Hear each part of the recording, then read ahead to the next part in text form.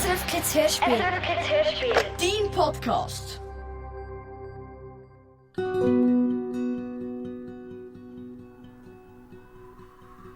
Mitten in den Alpen, so hoch oben, dass wir das Gefühl haben, dort können wir den Himmel mit der Hand anlängen, liegt eine lange Berghütte, so weit man schauen kann. Von weitem sieht sie aus wie der Rücken von einem Drachen, der schläft, mit riesigen Schuppen und einer spitzigen Zackenreihe vom Kopf bis an den Schwanz. Nur ganz selten verirrt sich ein Mensch dort hoch. Und nur die besten Kletterer unter den Tieren steigen den feinen Kräutchen in den stotzigen Felsspalten nach. Die Steinböcke, Gämschi und die übermütigsten Rindli von der Alp, die ein Stück tiefer unten liegt. Aber die treibt der Sendeammer geschwind wieder runter auf die sicheren Weiden. Manchmal, wenn man ganz gut hört, hört man ein dumpfes Poltern und Grummeln im Inneren von diesem Berg. Oder ein feines Klöpfeln und Kratzen und Klefeln. Und nicht selten löst sich das Stück Stein aus der Wand und ruckelt und gumpelt über die Grauhalden und Felsvorsprünge ins Tal runter.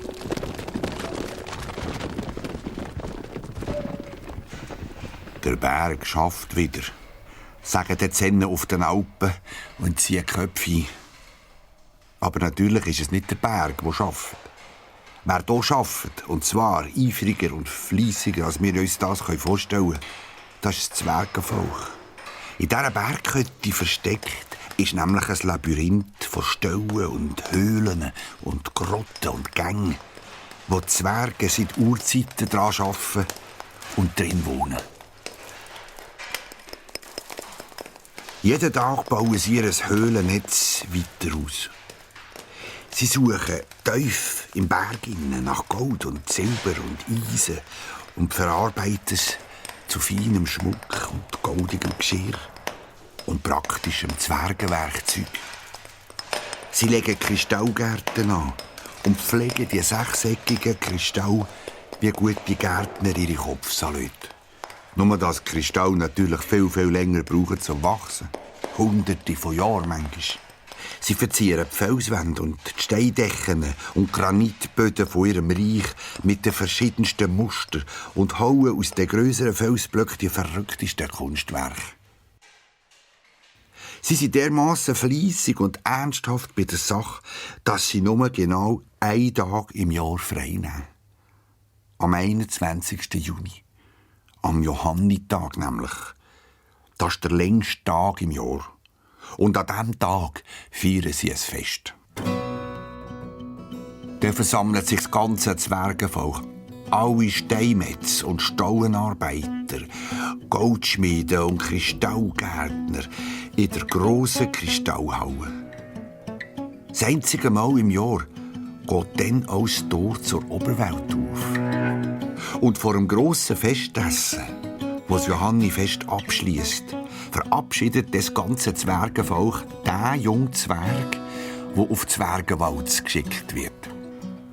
Alle 2 Jahre wird nämlich ein besonders begabter junger Zwerg ausgelesen und auf eine jährige Reise geschickt. Auf die Zwergenwalz eben, wo er eine wichtige Aufgabe für das Zwergenvolk erledigen muss. Die anderen Zwerge verlieren ihre Heimat im Bauch vom Berg ihr ganzes Leben lang nie. Und das ist ihnen auch recht so. Den Zwergen ist die Oberwelt nämlich ziemlich unheimlich.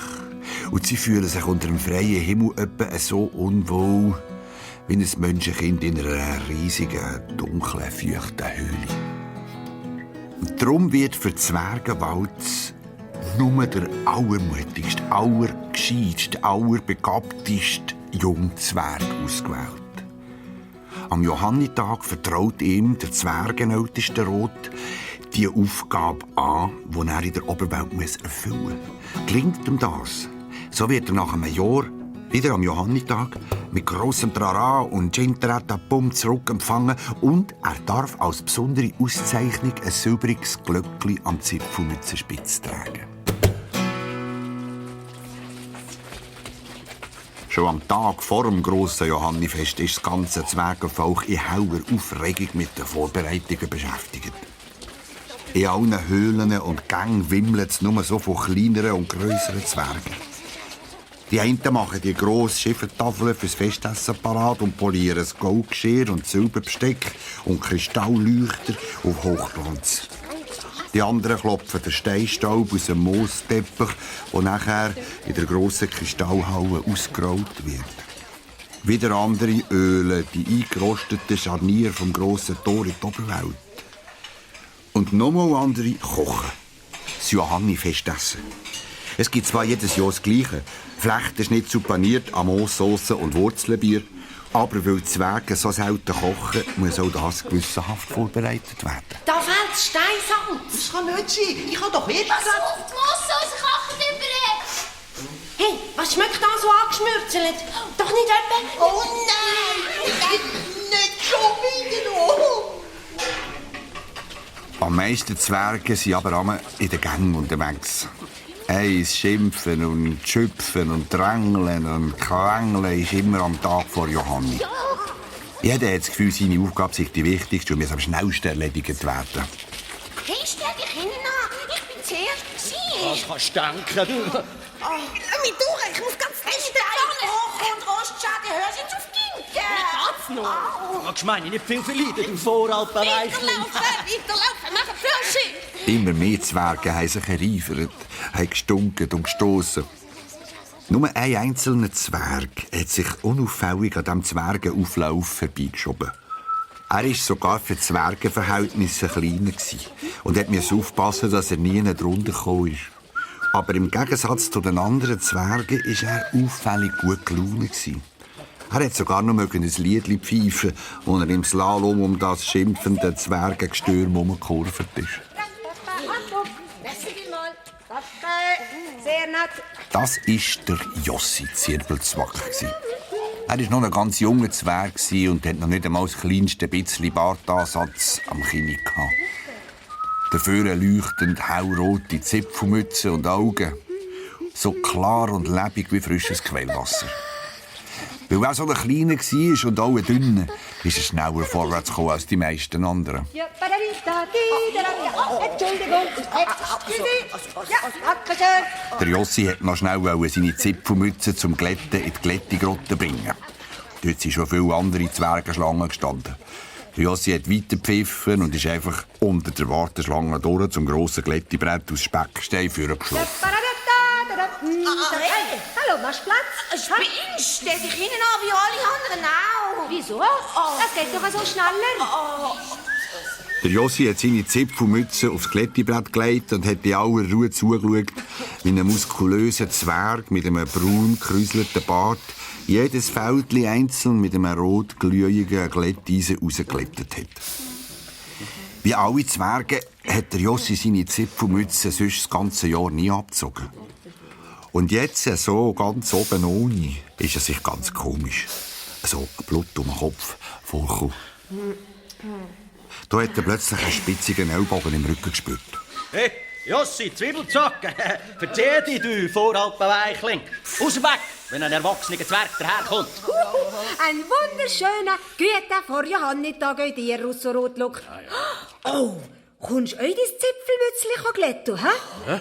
Deine Grunzlut Stirn hätte ein gutes Bigeli so eigentlich nötiger. Hey, du, pass auf, was du sagst, Zwiebelzacken, du. Ein erwachsener Zwerg schlägt so einen abverhitzten Winzling wie du einen, bist du angespitzt durch jede Schifferplatte durch. Oh ja, sorry, Russo, das habe ich ganz vergessen. Seit du 3 krumme rote Barthaarchen am Kinn hast, kann man mit dir ja nicht mehr reden. Wahrscheinlich wirst du ja wegen deinem 3-Haaresbartli morgen zur Zwergenwalz unserer Welt, gell? Hey, sicher hinter schon als du. Du Zwiebelzacken, du.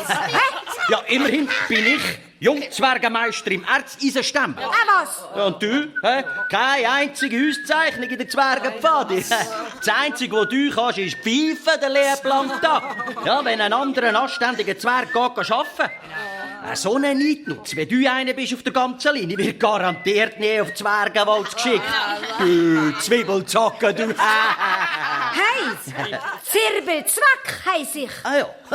Ich hab dir zuerst mal meinen Namen richtig gesagt. wenn du willst auf die Zwergenwalz. Und das nächste Jahr lernen wir dort zahlen, gell? Dass deine Barthaarchen euch kannst zählen. 1, 2, ja, 3. Hey, du Kesselhirne! Oh. Jetzt aber ganz schnell die frisch glättete Zipfelmütze ab dem Glättebrett geschnappt, haben wir Russo durch die Beine geschlafen und abgesaust, bevor der kapiert, was der Jossi da gesagt hat. Hey, du feiger Flachland-Zipfel! Bleib stehen, wenn du dich traust! Hast du gehört? Hey! Aber der Jossi war schon viel zu weit weg gewesen, als dass der Russo ihn noch hätte verwünschen können.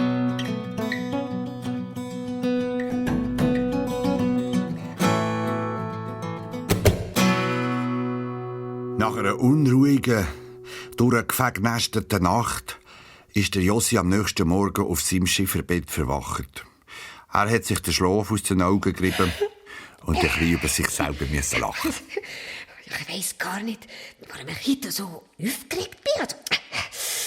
Als kleinster Zwerg von meinem Jahrgang werde ich doch sicher nicht auf Zwergenwalz geschickt. Also, bleib auf dem Moosteppich, Jossi.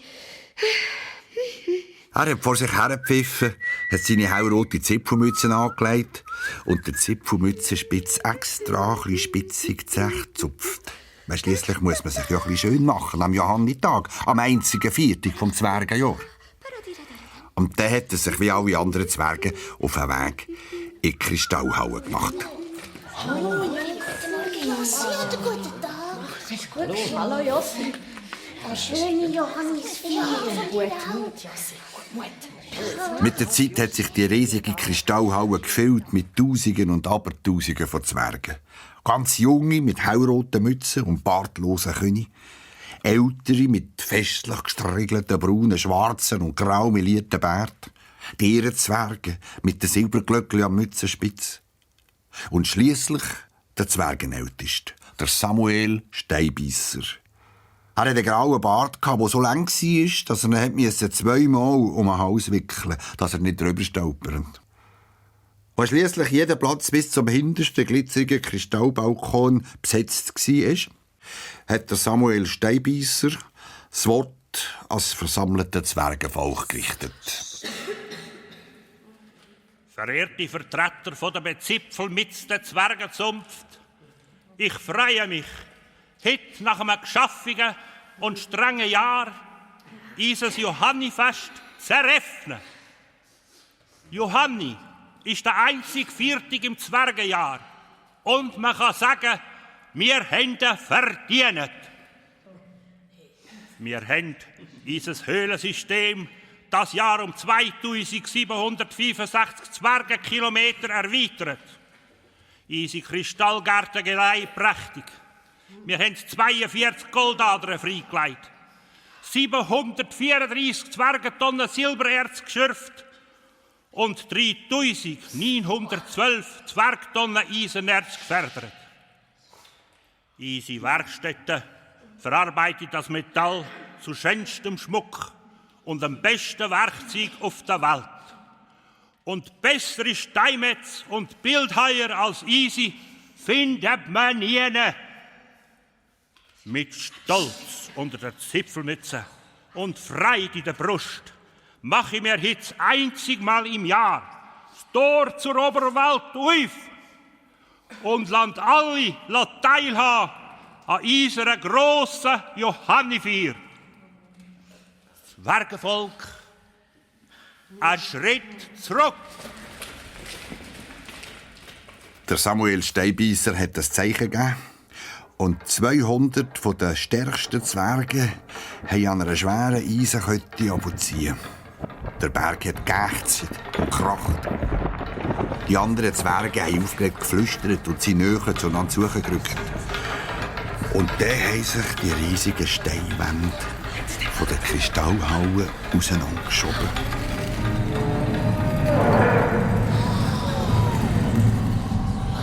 Und haben einen ersten Sonnenstrahl in die Kristallhalle fallen. Der Lichtstrahl hat sich in diesen vielen Millionen Kristallen an der Wand gebrochen und gespiegelt. Und die ganze Kristallhalle hat plötzlich ausgesehen wie ein glitzeriger, glänziger, leuchtiger Wasserfall aus lauter Edelstein.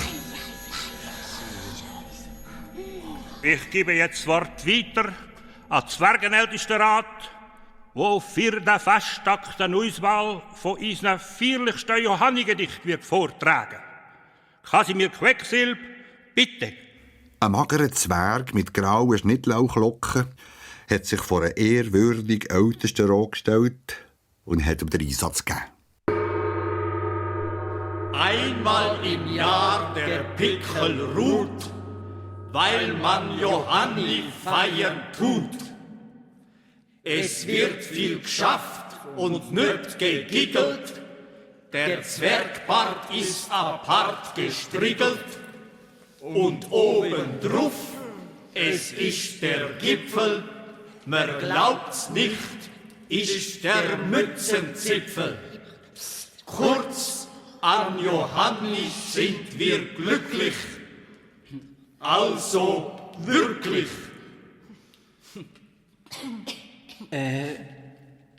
Fertig. Aha. Ja.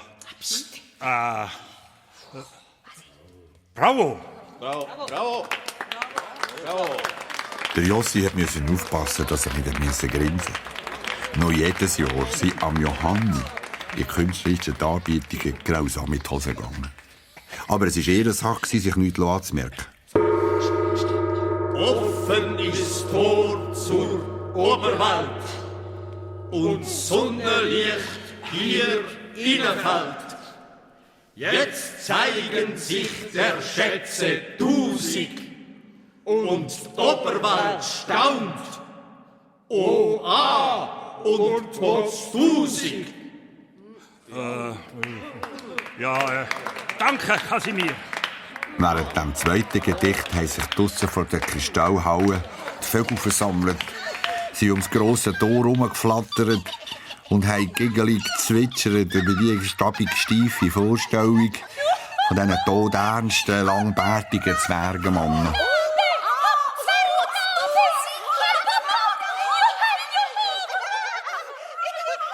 Und ihr Vogelviecher, Abflug!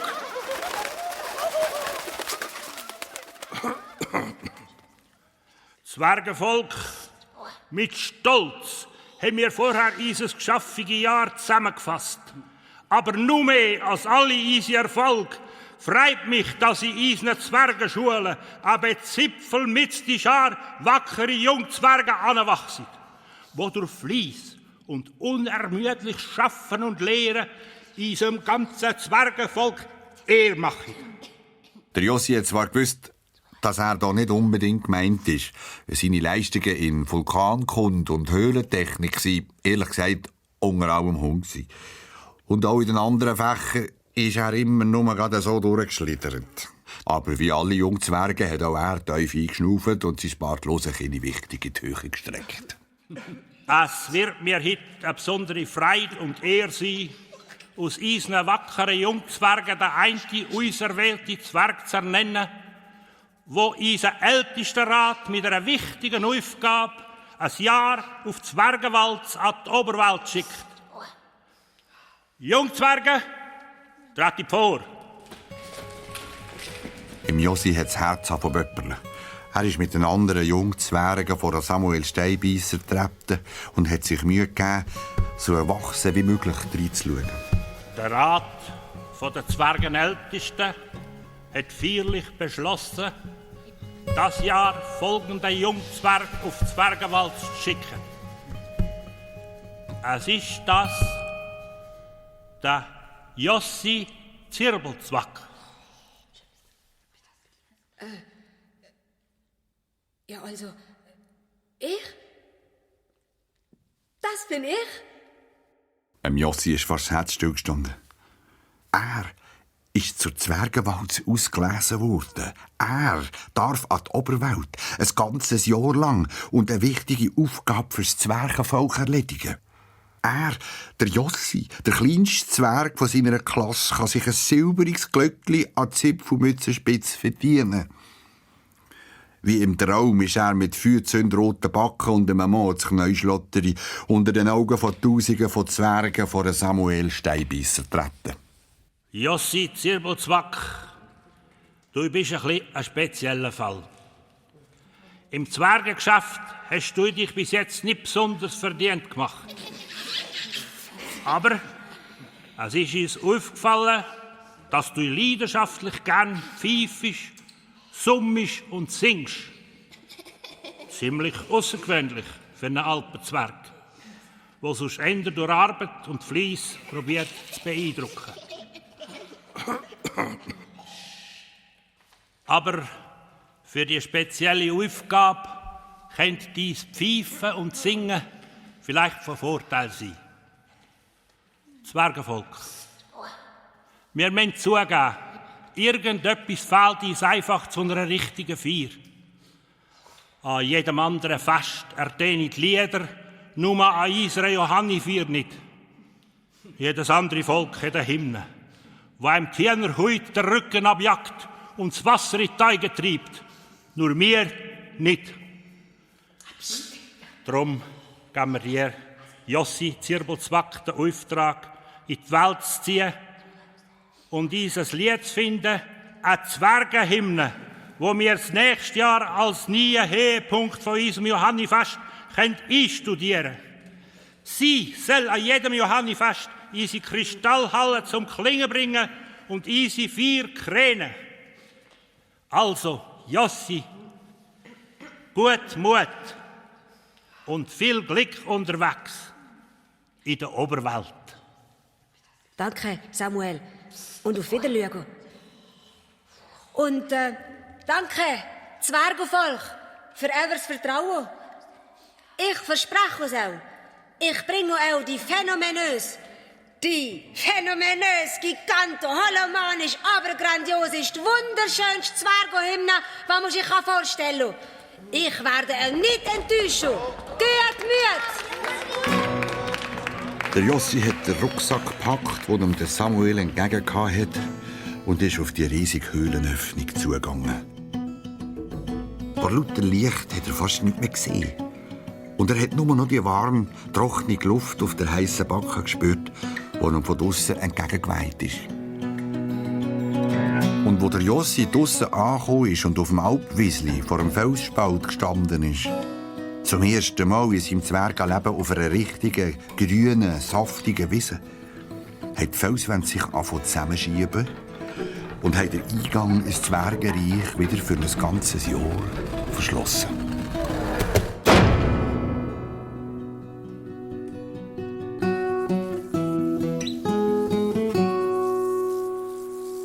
Der Jossi war allein in dieser grossen, hellen Oberwelt, voll von neuen Farben, Geräuschen, Gerüchen und Abenteuer. Phänomenös. Ich sehe fast nichts von lauter Licht und Sonne. Wow, wie das blendet. Und wie das krüselt und krabbelt und kitzelt in der Nase. Was ist denn da? Hilfe! Ich habe eine Sonnenallergie, eine Frischluftlido, eine Oberdosis Sauerstoff.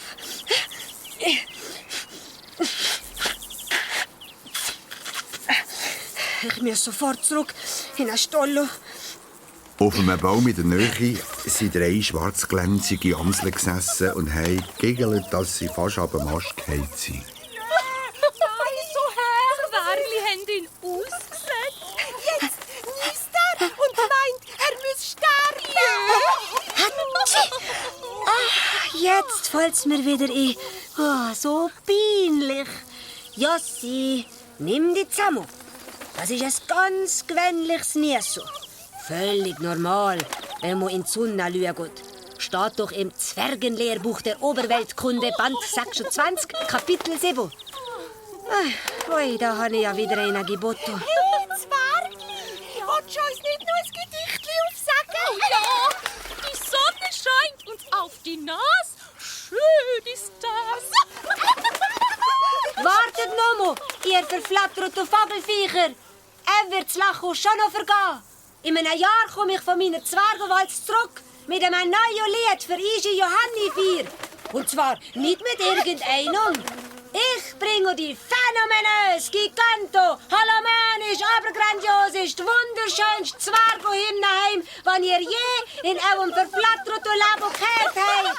Das lassen wir uns nicht entgehen. Die phänomenös, gigantolomanisch, Aber grandios ist wunderschönste Zwergenhymne. Bis dann, Zwergli. Tschüss. Mach's gut. Ciao, ciao. Der Jossi ist auf der Alpwiese in der Sonne gestanden, allein und ein bisschen ratlos. Nach der Begegnung mit diesen Amseln, diesen so frechen, war er erst recht wild entschlossen, die phänomenös, giganto, holomanisch, obergrandiosisch, wunderschönste Zwergenhymne zu finden. Aber eben, wo anfangen mit Suchen? Mal gut überlegen. Die vielen Geräusche. Phänomenös. Also logisch wär. Stimmt. Logisch wär, wenn man sich auf die Suche nach einem Lied der Weg mit Umkehr würde suchen.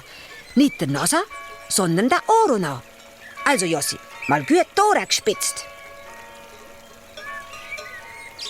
Eine Glocke? Also, frei übersetzt in der Zwergensprache, könnte das jetzt heissen?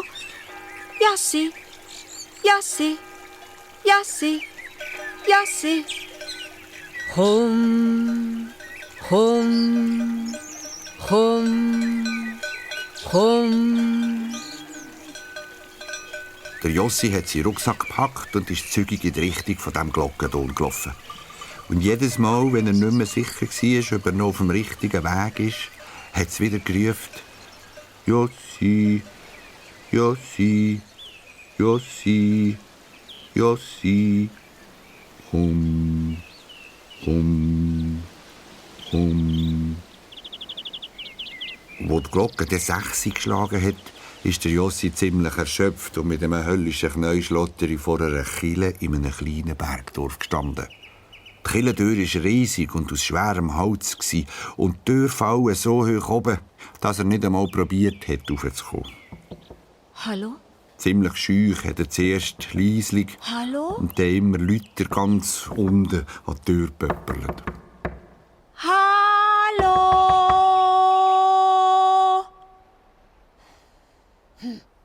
Komisch. So ein grosses Haus und niemand daheim. Ah, aber was ist denn das? Ein Loch in der Schwelle. Vielleicht der Eingang für die kleinen Leute wie mich? Mal schauen.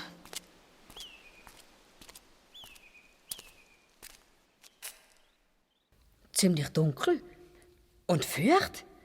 Das ist ja fast wie daheim im Zwergenstall. Und fühlt sich an, wie mein Schifferbett.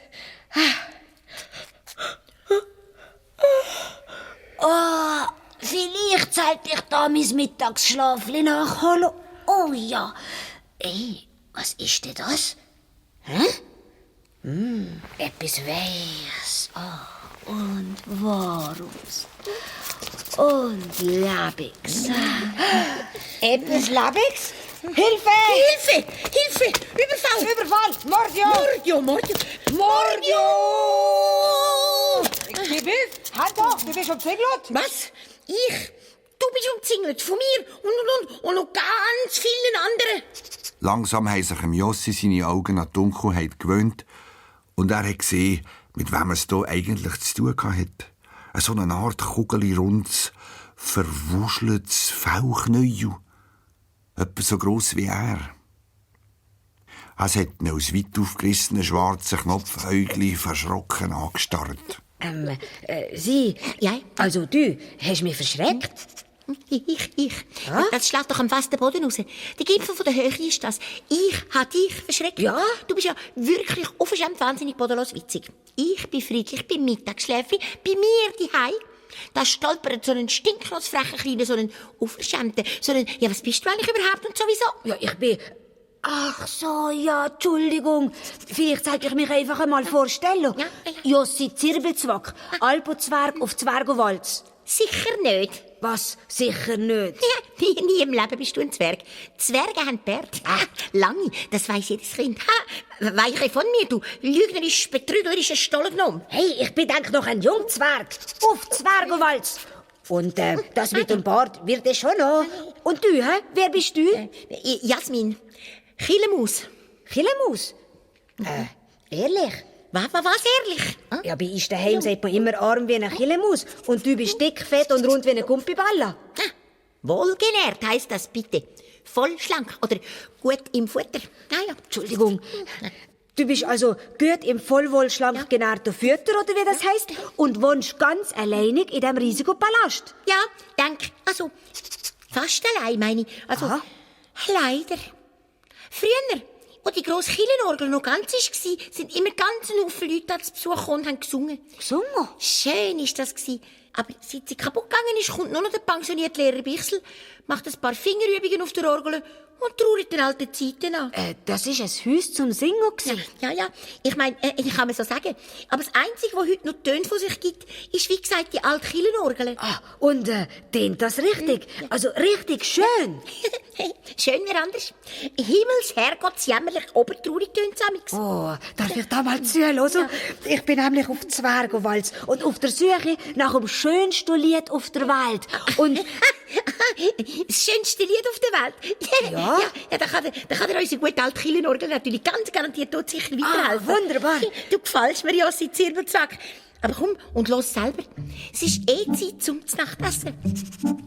Jasmin Chilemaus hat der Jossi Zirbelzwack quer durch die ganze Kirche geführt und der durch verwinkelte Geheimgänge auf eine Art Balkon, wo ein riesiges Instrument mit langen, silbrigen Pfeifen gestanden ist. Kirchenorgel. Pass auf, bald kommt er. Oh, da ist er ja schon. Der Lehrer Bichsel wie jeden Abend. So, Bichseli, brav, wie jeden Abend. Leist jetzt schön das Nachtbrötchen da aufs Steisimsli. Was haben wir heute? Schinken. Fein. Und jetzt gehst du ein bisschen üben. Schön. Und Ladezeit. Und jetzt? Jasmin, dein Einsatz. Und gierig wie ein klein gerotenes Raubtier hat sich die Jasmin auf dem Lehrer Bichsel ins Nacht gestürzt und hat ihre spitzigen Zähne im Schinkenbrot versenkt. Und, hey, Jossi, kannst du auch haben. Der hat noch nie etwas gemerkt. Aber der Jossi hat ganz konzentriert dem Lehrer Bichsel und der kaputten Kirchenorgel zugelassen. Tatsächlich hat die alte Orgel auf den meisten Pfeifen geröchelt wie ein alter Esel. Und der Lehrer Bichsel musste die fehlenden Töne mit seinem dünnen Stimmli ersetzen. Der Jossi hat zugelassen und hat fast ein bisschen Mitleid bekommen.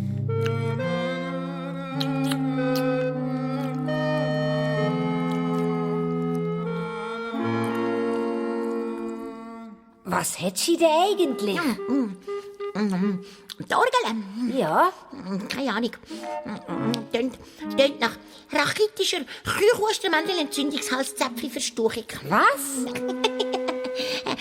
Irgendwann einmal hat es auf einer Pfeife angefangen und ist dann immer schlimmer geworden. Ja, und du hast keine Idee, wie man ihr auch helfen könnte? Helfen? Der Orgel? Ja. Noch nie überlegt. Aber, ist jetzt, Jossi? Ja, danke. Helfen. Der Orgel. Das ist ein Rätsel für einen anderen Tag. Stimmt, hat der Jossi gedacht. Das ist ein Rätsel. Für morgen.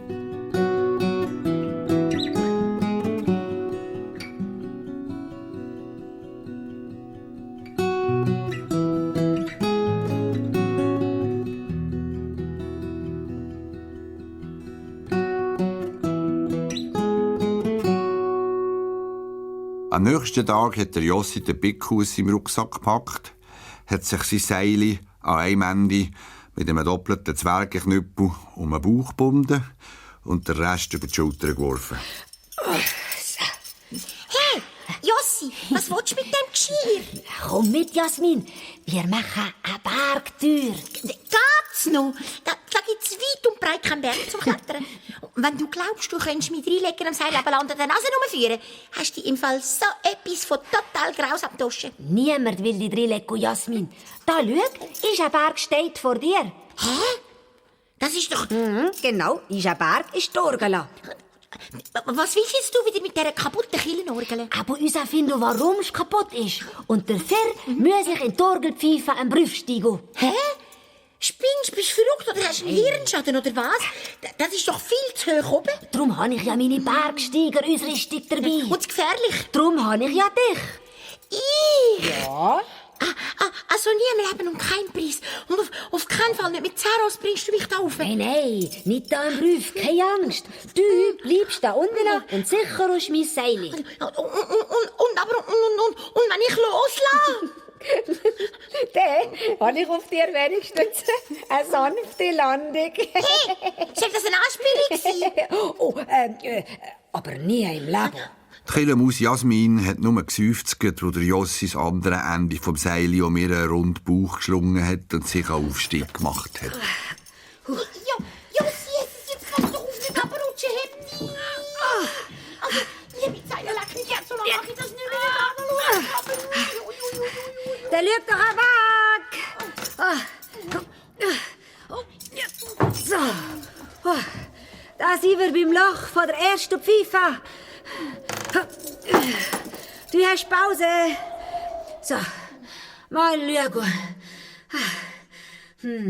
Ja, habe ich schon gedacht. Total verstopft.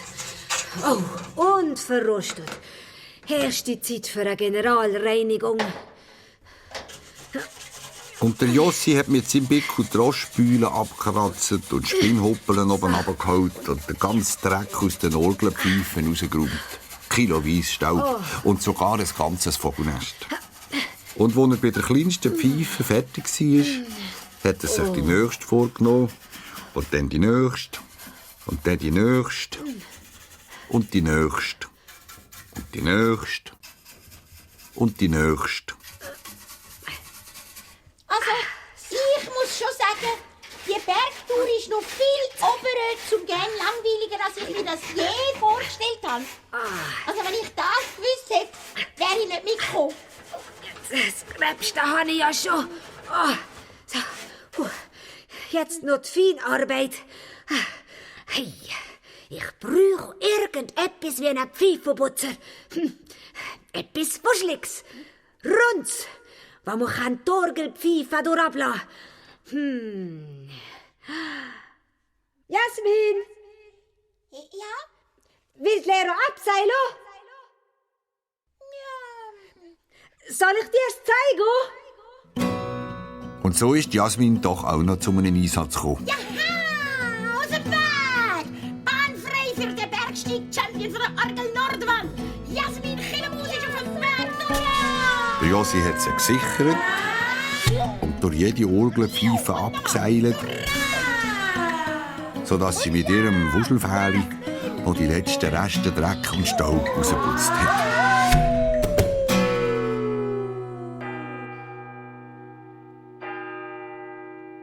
Wo die Kille nur 6 geschlagen hat, haben sich die beiden Orgelbergsteiger von oben bis unten voll Staub und bös vertschugelt hinter der Orgel versteckt und haben auf einen Lehrbichsel gewartet. Oh, da ist er. Hey, jetzt wird's spannend. Er reizt sich das Nachtbrötchen aufs Steinsimsli. Was haben wir heute? Ach egal. Gut. Jetzt geht er ein bisschen üben. Schön. Achtung, bereit, Obacht. Vorsicht.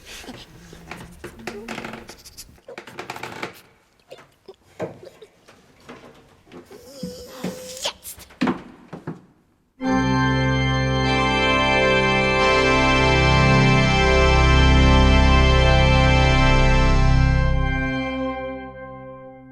Der Jossi hat es ab diesem Orgelton geschudert wie sein ganzes Leben lang noch nie. und der Jasmin sind vor Ergriffenheit alle Hörli zu Berg gestanden. Aber das war alles noch nichts gegen Lehrer Bichsel. Das kleine Mannli ist an der Orgel gesessen wie versteinert. Und als er das Maul wieder aufgebraucht hat, hat er ausgerufen. Ein Wunder. Miracolo! Ist aufgesprungen wie ein goldener Blitz, ist ein Kirchenturm gerannt und hat Sturm geläutet. Die Nachricht von diesem Wunder hat sich umgesprochen wie ein Lauffeuer. Die Leute sind in die Kirche geströmt, um mit ihren eigenen Ohren zu hören, dass die kaputte Orgel tatsächlich ihre Töne wieder gefunden hat. Und der alte Lehrer Bichsel hat mit Begeisterung in die Tasten gegriffen.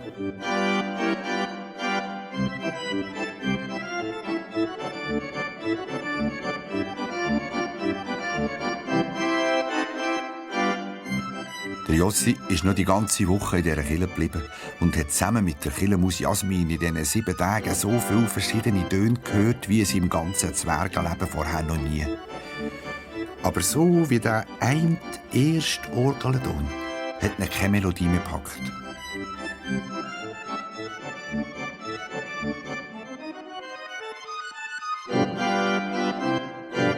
Nein, das phänomenös giganto-holomanisch obergrandioseste, wunderschönste Lied auf Erden für Zwergenhymnen, das hat er noch nicht gefunden. Aber dass der allererste Orgelton in diesem Lied vorkommen, da war der Jossi ziemlich sicher gewesen. Und der Rest würde er sicher auch bald finden, auf seiner Zwergenwalz.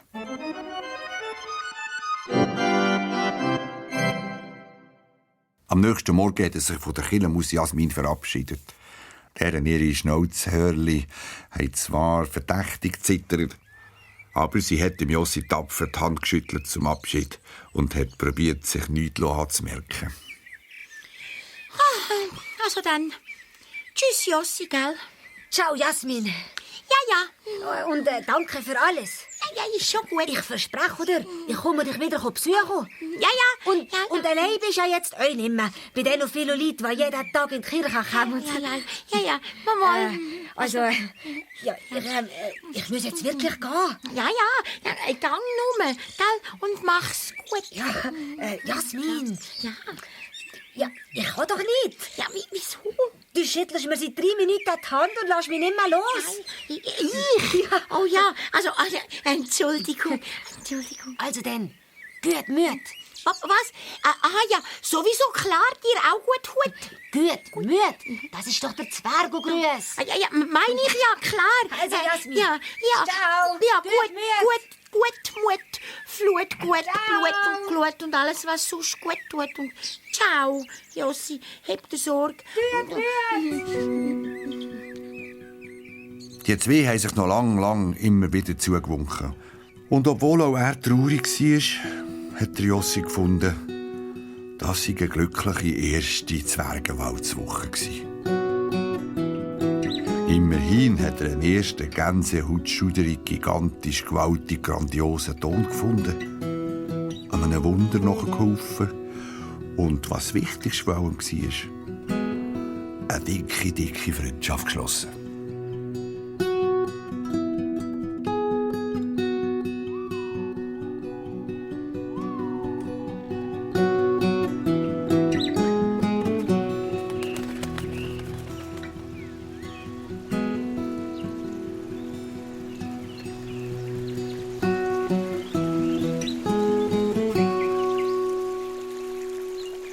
Nach dem Abschied von der Jasmin Kirchenmaus in ihrem Bergdorf ist der Jossi an einem Bach noch weiter ins Tal herabgestiegen. Auch wenn er das Gemurmel von diesem Bächli nicht verstanden hat, dann war es ihm, wie wenn das Wasser ihm mit leislichem Glucksen und hellem Giggeln gut Mut gewünscht hat. Und er ist sich auf seiner Zwergenwalz nicht so allein vorgekommen. Und je länger der Jossi dem Bach nachgelaufen ist und ihm zugelassen hat, desto sicherer war er sich, dass auch das leisliche Glucksen und Gurgeln und Giggeln vom Wasser eigentlich eine Melodie ist. Nur merken hätte er sich die nicht können, weil sie sich immer und immer wieder verändert hat.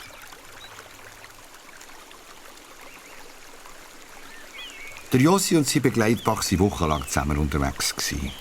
Es ist Herbst geworden und der Regen hat den Bach anschwellen. Sein Kieselbett ist immer breiter geworden und das Wasser hat so einen Zug bekommen, dass es dem Jossi fast ein bisschen unheimlich geworden ist. Und irgendwann ist der Bach plötzlich in einer riesigen Betonröhre verschwunden, unter die Erde geschlafen und nicht mehr zu sehen gewesen. Der Jossi hat ihn nur noch ab und zu unter einem Tollendeckel gehört gurgeln. Er ist am Gurgeln noch weitergelaufen. Sein unsichtbarer Begleitbach hat ihn an einer teerenden Strasse noch geführt, vorbei an Lastwagen, Töpfen und Auto. Sie sind am kleinen Jossi vorgekommen wie riesige Monster mit leuchtigen Augen, farbig polierten Panzer und schwarzgummigen Rollfüßen, und immer von unten bis oben mit Dreckwasser vollgespritzt haben beim Vorbeiblochen. Flotschnass, elend verfroren und mit einer Zipfelmütze, die traurig runtergelampt ist wie ein nasser Schnudderlumpe, ist er schliesslich in einer grossen Stadt angekommen. Von allen Seiten sind Autos und Menschen durcheinander geströmt und dem Jossi ist es halb trümmelig geworden. Tapfer hat er sich durch die Strassenschlucht gekämpft, ist den Autoreifen und die Schuhe ausgewichen und hat sich zwischen den hohen Häuserwänden probiert zu orientieren. Nach einer lebensgefährlichen Strassenüberquerung hat er sich mit letzter Kraft an seinem Pickel vom Rindstein aufs Trottoir aufgezogen. Ich kann nicht mehr. Er hat den Halt verloren, ist hinter sich vom Randstein gerutscht, mitten in einer Pfütze auf der Straße gelandet und hat einen gummigen Reifen gesehen auf sich zukommen. Und dann... Aus dem Weg, ja! Hier kommt Jack in voller Fahrt mit dem steilsten Skaterbrett am Start. Yeah, homie! Dann hat ihn irgendetwas am Kragen gepackt und ist mit ihm davongeflogen. Dem Jossi ist es schwarz geworden vor Augen.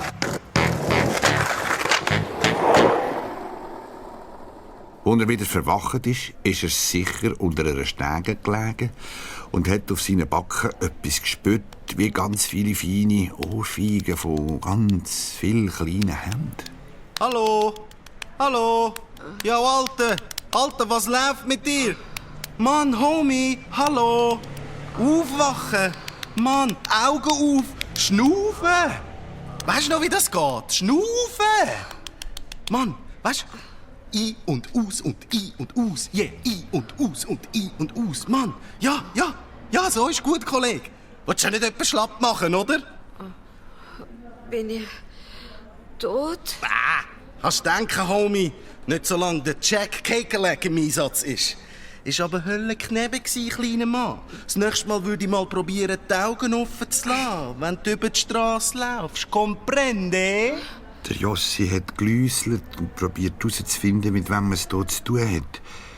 1, 2, 3, 4, 5, 6 behaarte, dünne Beinchen mit Widerhöcken, ein schwarz-brauner Panzer, 2 verschmitzte schwarze Äugli.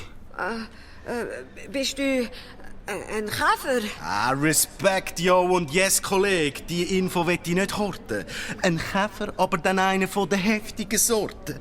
Jack the Kekelek, mein Name. Ich bin auf Draht. Kakerlaken und Grossstadtpirat. Yeah! Ich hab gemeint, die Kakerlaken sind nur zur Nacht unterwegs. Ja, die anderen schon. Die haben ja auch Schiss. Die glauben noch an die Märchen von den Kakerlaken-Mamis. Gehen nur im Dunkeln raus, auf keinen Fall zu weit weg. Immer schön brav von Ritze zu Ritze, sonst kommt eine grosse, böse Turnschuhe und dann kratsch, sind der Matsch. Autsch. Ach, alles Quatsch mit dem Matsch. Also ich sag immer, alles nur eine Frage vom Timing. Musst einfach schneller sein als der grosse, böse Turnschuhe. Checkst? Den richtigen Moment verwischen. Aber Schiss, Mann, sicher nicht. Schiss darfst du natürlich nicht haben. Null, nada, zero, comprende? Aber, du, was sucht so jemand wie du in einer Stadt wie der? Ich suche ein Lied. Bin auf Zwergowald. Ich komme vom Berg weit weg. Homie, das ist doch kein Grund. Hey, easy, das ist doch kein Grund zum Heulen. Aber sorry, das habe ich ja voll verpeilt. Du bist sicher durchgefroren, flotschnass und hast Hunger. Am besten, du kommst mit mir in meine Höhle. In meinen warmen Lüftungsschacht, denk. Dort lässt du dich mal voll relaxed trockenföhnen und erzählst mir alles bei einem guten Pommes frites. Wir nehmen einfach das Skater-Taxi. Dann geht's schneller. Witness the quickness, homie. Das Skater-Taxi? Ja, Mann, pass gut auf, wenn der nächste Skater auf dem Skateboard da vorbeiheizt. Wenn der richtige Moment verwünscht ist, kannst du dich einfach mit drauf schwingen und mitfahren. Ich sag immer, alles nur eine Frage vom Timing. Du musst einfach einen auf brutal präzise in die Mitte gumpen zwischen Turnschuhen, checkst? Und gut heben und immer schöne Kurven legen. Hey Mann, komm mit, ich zeig's dir. Check dort hin. Der kommt er. Unser Privatchauffeur mit seiner stylischen Asphaltlimousine. Komm, Homie. Jetzt einen auf Anlauf nehmen. Achtung. Und...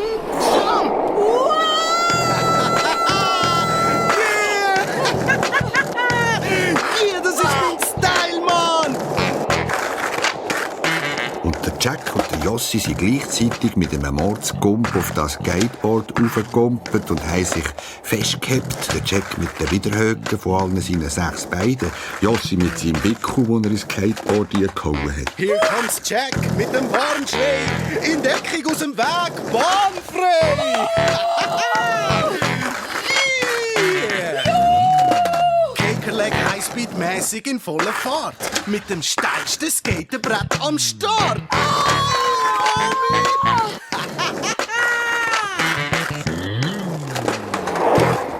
Nach einem gelungenen Absprung von dem Skateboard sind die beiden schließlich gesund vor einem Restaurant gelandet, wo der Jack Cakerleg im Lüftungsschacht daheim war. Während der Jossi seine flotschnasse Zipfelmütze in die warme Luft gehabt und trocken geföhnt hat ihm der Jack ein ziemlich frisches Stängeli Pommes frites aus dem Abfallkübel vom Restaurant geholt. Und dann hat ihm der Jossi in aller Ruhe von seiner Zwergenwalz erzählt. Ah, eine Zwergenhymne. Mhm. Und dann nicht irgendeine, sondern auch noch die phänomenös Giganto...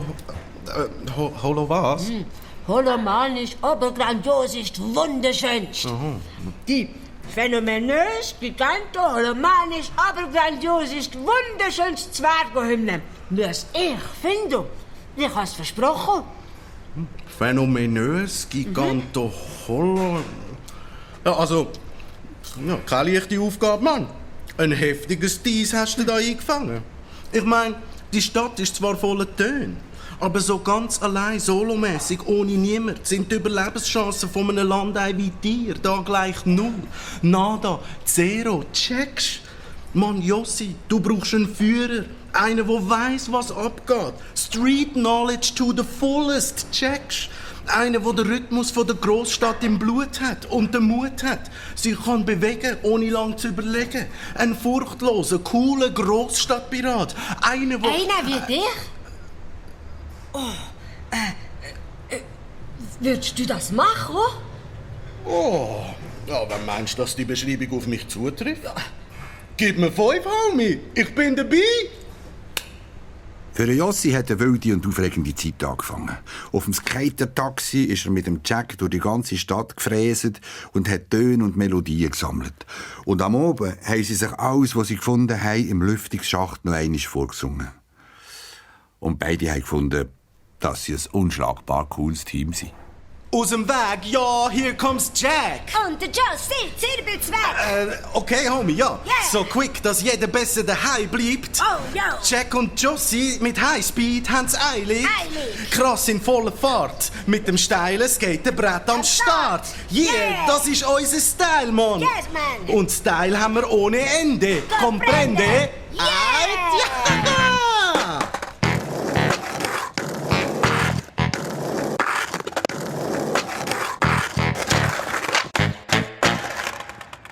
Der Jossi und der Jack Cakerleg haben ihre Aufgabe sehr ernst genommen. Sie haben die Stadt erkundet bis in die letzten, hintersten Ecken und nichts ist ihnen abgekommen. Jeder Gassenhauer, der einen Besoffenen ihnen zur Nacht an einer Strassenlaterne zugerölt hat, jede Melodie, die jemand vor sich hergesummt hat, Jedes Schlaflied, das eine Mutter ihrem Kind gesungen hat. Jeder Lautsprecher, der auf dem Weihnachtsmarkt bläret hat. Jeder iPod, der gewummert hat. Jeder Jingle und jeder Klingelton haben sich die zwei angelost, gemerkt und sich jetzt nach daheim in ihrem Lüftungsschacht noch einmal vorgesungen. Schliesslich ist der Winter gekommen und die beiden haben sich nach ihren Ausflügen durch den Schneematsch immer länger aufwärmen im Lüftungsschacht. Aber so viele Melodien, wie sie auch gesammelt haben, die ein und einzig, die phänomenös, giganto-holomanisch, obergrandiosist, wunderschönste Melodie für Zwergenhymnen, die haben sie nicht gefunden. Am Jossi ist die Stadt je länger je mehr vorgekommen wie ein ohrenbetäubendes Kakophonieorchester aus piepsenden Handys, quietschenden Trämli, 1000 verschiedene Absätze und Stimmen, gurgelnden Abwasserkanälen und dröhnenden Presslufthämmer. Es war zum Verzweifeln. Sie mussten etwas unternehmen. Jack! Wir müssen da weg! Jack! Oder warte, los mal, die ist auch noch gut. Warte. Jack! Wir müssen da weg! Jack! Was, Mann? Hat's dir ins Hirn geschneit? Mann, bist auf Sendung. Was ist dein Plan, Homie? Was meinst du mit weg? Weg halt! Uns an! Aus der Stadt und sowieso. Was? Wir finden die da nie. Die phänomenös, giganto, holomanisch, aber grandiosisch, wunderschönste Zwergenhymne. Ich habe in der Stadt das Gefühl, ich wisse je länger, desto weniger, was wir suchen. Ja, weisst was? Ich habe langsam das Gefühl, das hättest du noch gar nie gewusst. Ich meine, was ist das überhaupt für ein Style, Mann? Die phänomenös, giganto, holomanisch, obergrandiosisch, wunderschönste Zwergenhymne, hä? Das kann ich dir nicht erklären. Aber ich bin sicher, ich weiss es, wenn wir es gefunden haben. Und ich weiss es jetzt schon. Das ist eine typische Landei-Erfindung. Ein Hinterwäldler-Gespinst, das ist es. Weisst was? Verkücheln kann ich mich selber. Und zwar ohne Ende. Comprende? Ich meine, ich gebe da voll Schub, oder? Ich gebe alles, feite powermässig, oder? Reiss mir alle 6 Beine aus, um dir zu helfen. Wir finden eine fette Melodie nach der anderen. Aber am Oberhomie vom Dienst, Mr. MC, super heftig Jossi, ist ja keine gut genug. Und jetzt hast du das Gefühl, du findest sie eher auf dem Dorf, beim Geissenpeter. Hey Mann, dort stinkt's übelst, Mann. Check das. Du hast doch überhaupt keine Ahnung. Hä? Stinkt. Sicher nicht mehr als in die muffigen Lüftungsschacht. Jo, Achtung, Konflikt, Baby, gell? Und was noch viel schlimmer ist, auf dem Land hat's Hunde. Weisst du, wie gefährlich? Katzen, Hühner, 1000 Vögel, Feinde, wo man anschaut. Die warten doch nur auf einen feinen Kakerlaken wie mich zum 9. Ja, genau. Die hast nämlich nur Schiss. Schiss? Ich? Schiss, ja. Aber sicher sowas von grad gar nicht, Aber Mann. sicher. 0, nada, 0. Klar hast du Schiss. Nein. Von wegen? Cool. Sobald du mal aus deiner tollen Stadt raus ist, hast du doch der Sack schwach, Knaufschlatter. Red Alert, heftigster Konflikt, Baby. Jetzt passt ich aber grad mal einer von ziemlich besser heftig auf, was du sagst, Alter. Comprende? Ist doch wahr. Und ich hab gemeint, man kann sich auf dich verlassen. Ja? Ich hätte es besser wissen. Du bist halt ein richtiger Großstadtweichling. Jetzt langt's. That's it. Cut, Homie. Such doch deine Phänomeno-Holoma-Gaga-Melodie allein, du Bergdotsch. Das mach ich euch. Und noch sogar. Tschüss, Flachland-Zipfel. Ja, Mann. Fahr mir raus, du weichkochtes Landei. Und yo, Alter, was ich dir schon lange mal wollte sagen. Deine sogenannte Zipfelmütze... Was ist mit meiner Zipfelmütze? Die hat sowas von null Style. Null, nada, zero. Negativ-Style, Mann. Comprende? Das ist das absolut krass, brutal uncoolste Geschwür, das je ein Landei auf seiner Vakuumbirne hat. Dreimal krassestens oberpeinlich hoch unendlich. Ja. Verstehst? No Street Approval vom Allerhärtesten. Die Zipfelmütze. Jetzt längt's. Der Jossi hat bei einer Wut seinen Rucksack auf den Rücken geschwungen und hat dem Jack seinen Lüftungsschacht verloren. Er hat sich nicht noch einmal umgedreht. Er ist durch einen Schneematsch zu der Kreuzung um eine Ecke gestampft, um das nächste Skater-Taxi stadtauswärts zu nehmen. Aber bei diesem grusigen Hodelwetter sind sogar die Skater daheim geblieben. Und so ist er eine ewige Länge an dieser Kreuzung gestanden. Blöder Flachlandzipfel. Ja, wenn's mal drauf ankommt, lässt er mich hocken. Sonst hätte man doch eigentlich noch auf Inocello. Ja, eigentlich meistens. Oder eigentlich immer. Eigentlich immer, seit wir uns kennen. Also, seit wir uns da am Anfang... Also, seit er mir da am Anfang... Also, seit er mir da das Leben gerettet hat. Also, eigentlich... hätte ich ihm das noch... sagen sollen, glaub. Zum Abschied. Dass er da am Anfang...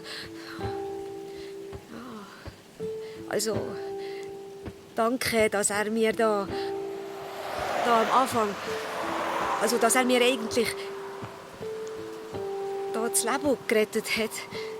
Ja, aber nochmal zurück kann ich ja jetzt auf gar keinen Fall mehr. Nachdem er das, also das mit der Zipfelmütze. Nein, ist also wirklich total daneben gewesen, das mit der Zipfelmütze. Zum Abschied. Also das ist ja, also total. Also das ist ja also total daneben gewesen. Also der Abschied. Also nein, total daneben ist das gewesen, der Abschied. Ich muss noch mal zurück.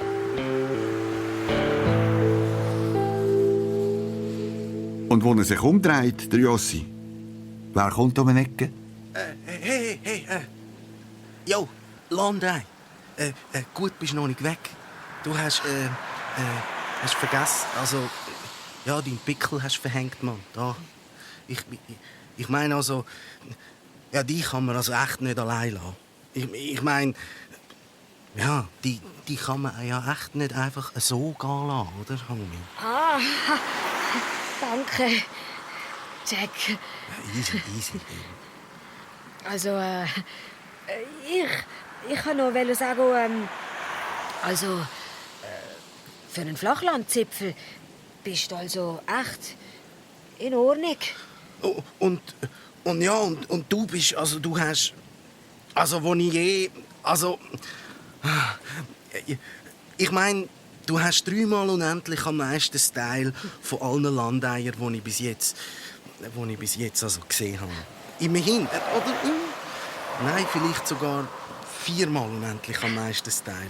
Also wirklich, ich meine es ernst. Also, yo. Ja. Und ich kann noch wollen, also, ich kann nur noch wollen, ja, also danke, dass du mir das Leben gerettet hast. Und so alles. Es ist schon gut, Homie. No problem, Mann. Vergiss es. Also, gell, und das dies mit deiner Zipfel, also ich meine das mit deiner Zipfelmütze, das ist im Fall nicht so gemeint gewesen. Ja. Also ich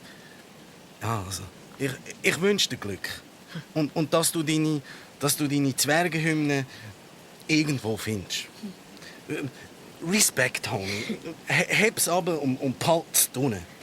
Jo, Mann. Checkst, witness the quickness, oder? Oder ich meine, gut Mut heisst das ja, glaub bei dir. Hm? Genau. Gut Mut. Dir euch. Vielleicht sehen wir uns ja wieder einmal. Wie ich immer sage, alles nur noch eine Frage vom Timing. Vom Timing. Genau. Und in diesem Moment ist doch Gott sei Dank tatsächlich ein Skater-Taxi anzufahren gekommen. Der Jossi hat sich an seinen Bickel draufgeschwungen und ist davon gezischt. Schnell genug, dass der Jack seine feuchten Augen nicht sehen konnte. Nach einer letzten rasanten Fahrt auf dem Skater-Taxi ist er am Stadtrand abgesprungen und hat sich zu Fuß weiter auf den Weg gemacht. Und wieder war der Jossi allein auf seiner Zwergenwalz. Was er im Herzen aber am Ende mitgenommen hat aus dieser Stadt, das waren nicht die unzähligen Melodien, die er in der letzten Woche gehört hat. Nein, aber der Rhythmus von der Großstadt, der Rhythmus und die Erinnerung an seinen Freund Jack Kekerleck, der phänomenöseste, obercoolste Flachlandzipfel, den er sich vorstellen konnte.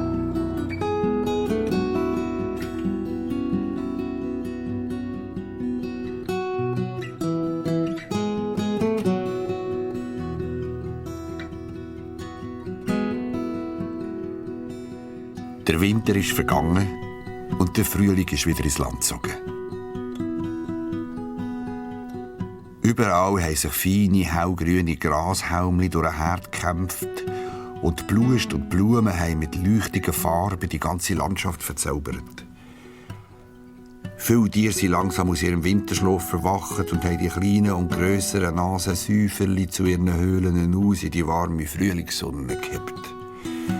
Und die meisten haben ab diesen ersten Sonnenstrahlen genauso niessen wie der Jossi, als er hier das Zwergenreich verloren hat und das erste Mal in der Sonne vor dem Berg gestanden ist. Ganz am Anfang von seiner Zwergenwalz. Obwohl das nicht einmal ein Jahr her war, ist es dem Jossi vorgekommen wie vor langer, langer Zeit. So viel hat er schon erlebt auf seiner Zwergenwalz. Er ist zügig weitergelaufen, bis die Landschaft wieder hügeliger geworden ist. Jossi hat gemerkt, wie er fast ein bisschen Heimweh bekommen hat nach den Bergen. Aber gleichzeitig hat er auch Angst vor dieser Heimreise, weil er immer noch kein Lied gefunden hat für die neue Zwergenhymne. Er hat grübelt, überlegt, was er noch unternehmen könnte, hat die Stirn in Falten gelegt, vor sich hergestiert und brütet und ist ohne es zu merken über Wiesen und Feldwege auf einen kleinen Bauernhof zugelaufen. Er ist gerade um eine Ecke von der Scheuer auf einen Platz vor dem Hof eingebogen, wo plötzlich ein riesiger Moldi vor ihm gestanden ist. Die roten Haare sind zu Berg gestanden, wie eine Kratzbürste. Den Buckel hat er gemacht. Weit aufgerissene grüne Augen hat er und spitzige Zähne. Er war bereit zum Angriff. Jossi ist das Herz in die Hose gefallen. Er hat umgeschaut. Nie einen Stein oder einen Wurzelstock, wo er sich hätte verstecken können. Ich bin verloren. Der frisst mich auf. Der Jossi hat mit seinem Leben abgeschlossen. Schade, hat er gedacht, dass er so jung muss sterben, noch als Jungzwerg und so ganz ohne Bart, allein in der Oberwelt. Er hat geseufzt, die Augen zugemacht, dass er das Elend wenigstens nicht noch selber mit anschauen muss. Aber nichts ist passiert. Der Jossi hat ein Auge ganz vorsichtig wieder aufgetan. Er ist immer noch da gestanden. Direkt vor der Nase. Der rote Riesenkater mit seinem gesträubten Fell und seinen Augen zum Sprung parat. Und er hat ihn angefaucht. Du heiliges Verdienen, Zwerg, jetzt lauf doch endlich. Wie lange willst du noch warten? Du kannst doch den armen Kater nicht so blamieren. Und noch dazu im Frühling. Oder doch der Katze imponieren. Wer redet denn da? Siehst nicht, wie er sich Mühe gibt, der Wildmoldi zu spielen. Oh nein. Jetzt haust doch endlich. Hey, versteck dich. Das ist noch viel grösser. Von mir aus bei mir, da, in der Hundehütte. Komm. Mit noch mehr Haar. In grauen, langen, verfilzten Zotteln sind sie runtergehangen. Aber zwischen den Zotteln haben ein paar lustige, braune Augen für ihn zwinkert. Der Jossi hat seinen ganzen Jungzwergenmut zusammengenommen und beim nächsten hat er seinen Pickel aufgerissen. Ist Pickel schwingend auf die Hundehütte zugerannt und hat sich mit einem Mordsgump zwischen den zotteligen Pfoten von diesem Hund in Sicherheit gebracht. Von dort aus hat er gerade noch gesehen, wie dem Kater seine Hörli sich langsam wieder geleitet haben. Wenn er dann noch einmal schon auffällig in die Runde geschaut hat, ob die anderen Katzen seine Heldentaten auch mitbekommen haben. Wenn er dann noch mobilläufig über seine Pfoten geschleckt und eine Kralle nach der anderen eingezogen hat. Wenn er sich noch einmal gestreckt hat und endlich mit majestätischen Schritt davon gepfotet ist. Oi, oh, Steinbruch und Rostschaden. Das ist knapp gewesen. Danke vielmals. Wer bist du? Und wie heisst du? Oskar, der Hund vom Hof. Danke 4000 Mal, Oskar. Du hast mir das Leben gerettet. Au, Doch? ich kenne doch den Modi. Der kann keiner Fliegen etwas zu leid tun. Alles nur Show. Nein, aber hast du nicht gesehen? Die spitzigen Zähne und Krallen und so aufgestellte Haare. Mal, das habe ich gesehen. Ja, hast du meine zünftige Angst eingejagt. So etwas wie die hat er wahrscheinlich noch nie gesehen. Ist auch eher selten, so ein Alpenzwerg auf unserem Hof. Hä? Du weisst einfach so, wer ich bin? Es gibt nicht viel, die einen alten Hund wie ich nicht gesehen hat und gleich weiss. Und einen ehemaligen Streuner dazu. Ja, ich bin etwa mehr herumgekommen als du. Auch wenn du wahrscheinlich ja auf Zwergenwald bist, oder? Ja. Jossi ist es warm geworden ums Herz. Es ist ihm vorgekommen, wie wenn er einen alten Bekannten wieder getroffen hat. Einen alten und weisen Freund. Mit einer Seelenruhe, die richtig ansteckend war. Er hat dem Oskar seine Geschichte erzählt. Und als er am Abend schliesslich damit fertig war, ist es ihm vorgekommen, er hat schon 1000-mal so berichtet, hier zwischen den grossen zottigen Vorderpfoten vom Oskar. Weisst, und langsam kommt's mir vor, wie wenn jedes Geräusch einen Ton und dann eine Melodie werden, wenn man lang genug zulässt. Vielleicht müsste ich statt einer Melodie das erste Mal die Töne suchen. Oder vielleicht müsste ich noch weitergehen. Wenn jedes Geräusch zu einem Ton werden kann, dann müsste ich vielleicht zuerst nach Geräusch suchen. Ich müsste die mal umeinander fragen. Oder besser umeinander hören. Ich müsste noch mal ganz von vorne anfangen. Ja, wieso nicht? Ja, wieso eigentlich nicht ganz von vorne anfangen? Aber wo anfangen? Wieso nicht einfach da anfangen, wo ich bin? Da auf dem Hof? Du, Oskar? Ich habe das Gefühl, wenn ich dir etwas erzähle, komme ich wie von selber auf gute Ideen. Wie machst du das? Ich lasse dir einfach zu. Und genau das hat der Jossi jetzt auch gemacht. Er hat zugelassen und noch einmal zugelassen. Und hat mit der Zeit das Lieblingsgeräusch von jedem Lebewesen auf dem Hof und um den Hof herum gelernt kennen. Er hat zum Beispiel erfahren, dass der Gückel nur beim Plätschern vom Brunnen die Ruhe findet, um einschlafen. Dass der Bäuer ins Herz kumpelt vor Freude, wenn es im Wald kuttet und stürmt und tut, bis Baumwipfel ächzen und Wurzelstöcke krachen. Dass sich die grosse gefleckte Kuh nie so wohl fühlt, wie beim langsamen, tiefen Schnaufen von allen Tieren zur Nacht im Stall. Und dass der Maul die Motoren wie eine Milchmaschine vor Wöhle beim Plätschern von der Milch und um den Bauer in sein Tauerli giesst. Und nach einer Weile hat er gefunden, man kann niemanden so gut lernen kennen, wie wenn er einem sein Lieblingsgeräusch verrate. Ein Maudi, sein Lieblingsgeräusch, ist das Plätschern von der Milch. Oskar, was ist echt das Lieblingsgeräusch von einem Schmetterling? Vielleicht das Aufgehen von einer Blume am Morgen. Vielleicht kehrt das ein Schmetterling, das Aufgehen von einer Blume. Und das Lieblingsgeräusch von einer Blume, vielleicht kehrt die gerne die Sonne aufgehen. Und das Lieblingsgeräusch von der Sonne? Oskar? Hä? Oskar? Er schläft. Also, das Lieblingsgeräusch von der Sonne. Oh, bin ich ihm jetzt. Also, das Lieblingsgeräusch von der Sonne.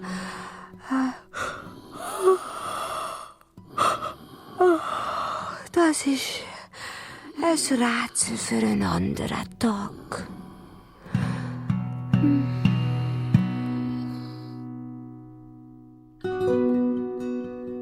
Der Jossi ist noch eine lange Zeit beim Oskar, einem alten Hund, auf dem Bauernhof geblieben und hat schliesslich die Lieblingsgeräusche von allen Lebewesen in der ganzen Umgebung kennt.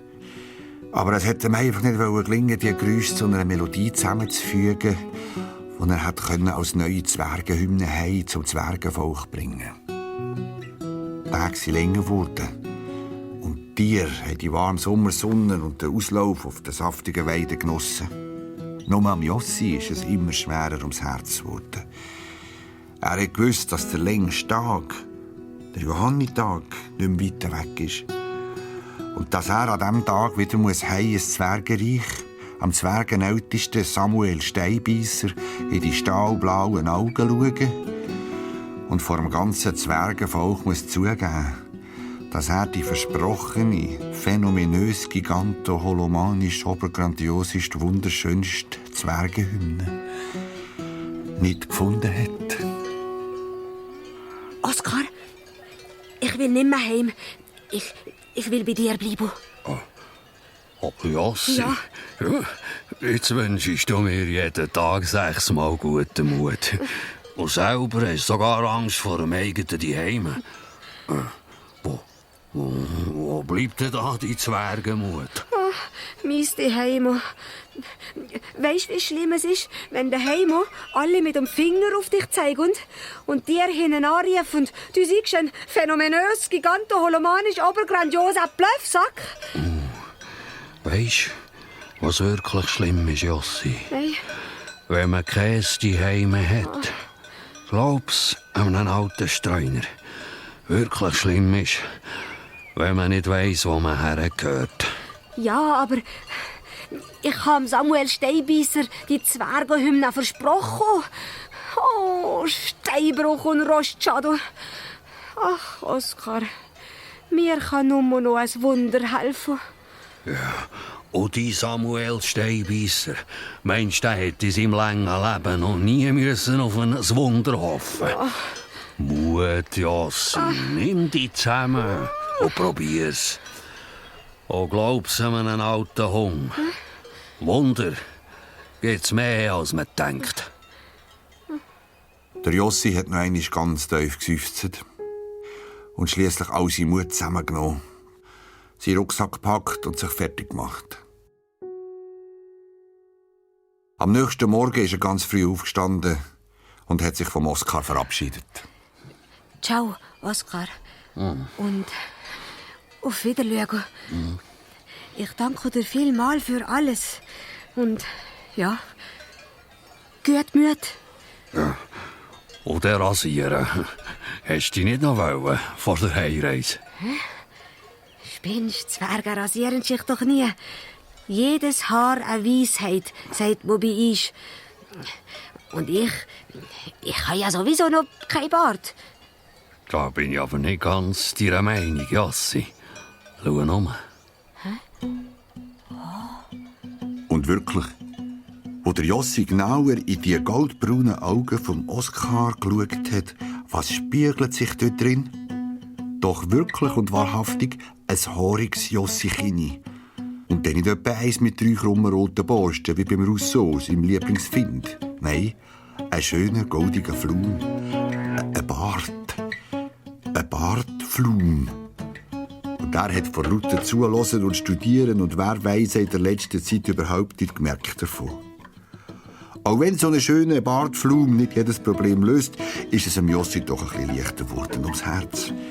Er hat dem Oskar wild gewunken beim Weglaufen und ihm, und sich selber natürlich noch sicher 20 Mal gut Mut zugerufen. Er hat erst aufgehört damit, wo der Oskar nicht einmal mehr als kleiner grauer Punkt war. Und weiter und zurück ist seine Reise gegangen. Über die Voralpen, immer näher heimzu, in die richtigen Berge.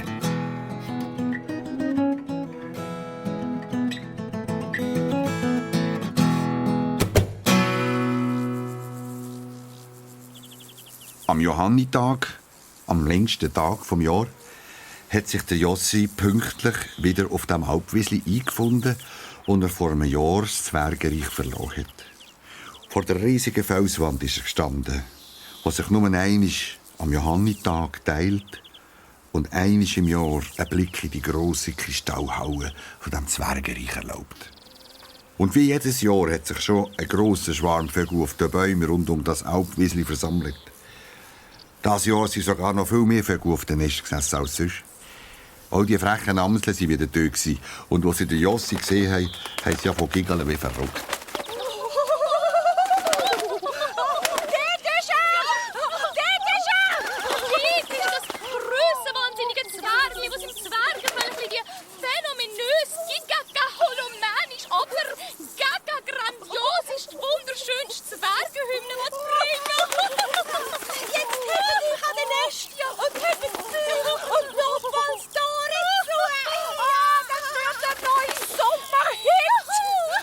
Der Jossi hat auf die Zähne gebissen und sich nichts anmerken. Aber ihm war ziemlich flau im Magen. Und er hat sich fest zusammenreissen, dass er nicht einfach umgekehrt und davongelaufen ist. Jetzt hat sie in der Felswand angefangen zu knirschen und grummeln. Die Felsen haben sich langsam verschoben. Und durch einen Spalt, der immer grösser geworden ist, hat man die Kristallhalle sehen.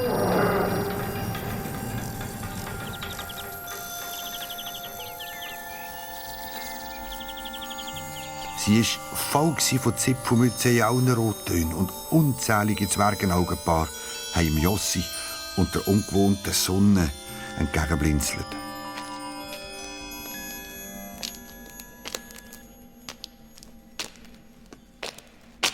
Im Jossi hat es fast das Herz verjagt. Vor Freude, dass er sein Zwergenvolk wieder sieht. Und vor Geschämi, dass er ihm nicht mitbringen konnte, was er versprochen hat, die neue Zwergenhymne.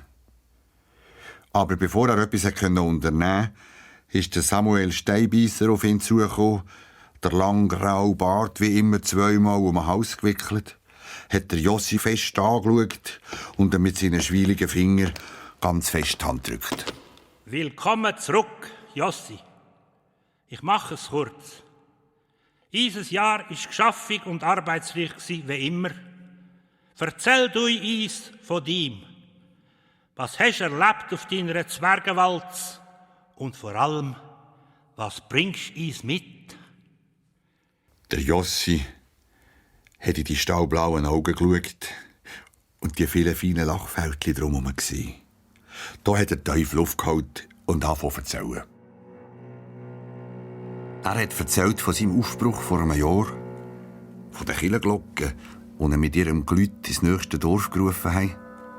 Er hat erzählt von der Jasmin, der Kirchenmaus, seiner dicksten Freundin. Und von der Kirchenorgel, die durch ihn ihre Töne wiedergefunden hat. Er hat erzählt vom Bächli, das er begleitet hat bis in die Stadt. Und vom Jack Kekerleck. Ringsum haben sie zugelassen, Mucksmüsli still. Nicht einmal die 3 Amseln haben sich noch getraut, irgendetwas reinzugucken. Der Jossi hat gut erzählt. Man hat sich alles direkt vorstellen, jede Begegnung, jeden Ort und jedes Geräusch. Und als er jetzt erzählt hat, wie er mit dem Jack auf dem Skaterbrett durch die Strassenschluchten gefahren ist, da haben die Zwerge angefangen mitwippen und den Takt mitstampfen mit ihren Bergschuhen. Und der Russo Rotlock hat sogar mit seinem Pickel einen Rhythmus an die kleinen und grösseren Kristalle geschlagen. Und der Jossi hat weiter erzählt. Und als er berichtet hat, wie er auf die Suche nach den Lieblingsgeräuschen gegangen ist, ist es auch um Vogelschar geschehen. Die haben eingestimmt in den Zwergenchor. Und das hat jetzt aber so schön zusammengetönt, dass von weit um Tiere und Elfen gekommen sind und mitgemacht haben in diesem Johanni-Chor, der immer grösser und grösser geworden ist. Es hat schon lange eindunkelt. Und da hätte Jossi jetzt eigentlich erzählen, dass er ohne die phänomenös giganto-holomanisch obergrandioseste, wunderschönste Zwergenhymne zurückgekommen ist. Aber seine Zuhörerschaft hat schon so laut gestampft und zwitschert, gerührt, gepfiffen und gesungen, ein Konzert, dass man ihn überhaupt gar nicht mehr verstanden hätte.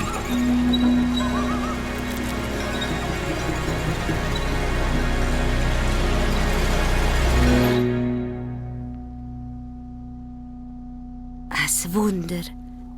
Das müsste das Wunder sein, was der Oskar davon geredet hat. Das ist sie. Die phänomenös, giganto-holomanisch, obergrandiosest, wunderschönste Musik auf der Welt.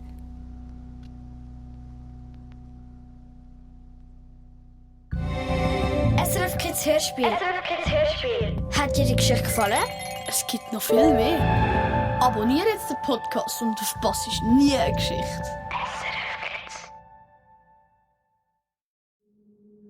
Das war ein Podcast von SRF. Produziert im Auftrag der SRG.